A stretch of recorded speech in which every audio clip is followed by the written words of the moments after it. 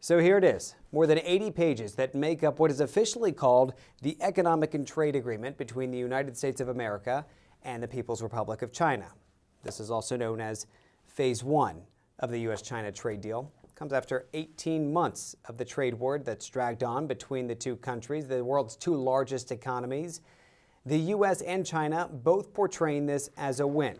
This, of course, happened in Washington, D.C., the signing, and President Donald Trump calling it essentially the biggest thing to happen between the two countries, saying that this is going to allow for greater cooperation. Now, the details vary as to what topics they cover. I mean, they're quite wide-ranging, if you will. They go from massive purchases that China promises to make of U.S. goods, some $200 billion worth that cover agriculture, manufacturing, the service industry, as well as energy.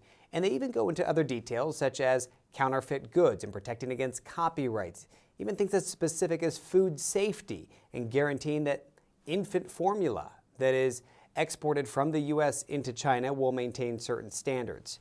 Now, Liu He, the vice premier representing the Chinese delegation, invoked the words of President Xi Jinping. He read a letter that essentially showed that President Xi was proud with this moment, that he felt like this likewise was a success, and saying that it'll lead to greater cooperation between the two countries, and saying that it's a win not only for the U.S., not only for China, but also for the world. But it is also worth noting that President Xi said that he hopes that Chinese companies will be treated fairly going forward.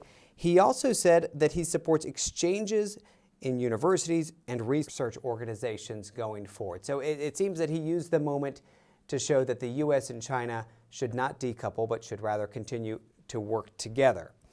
Chinese state media aired this live as it took place. This signing happened in the middle of the night here, 2 a.m., and yet they felt like it was worth broadcasting to the People's Republic.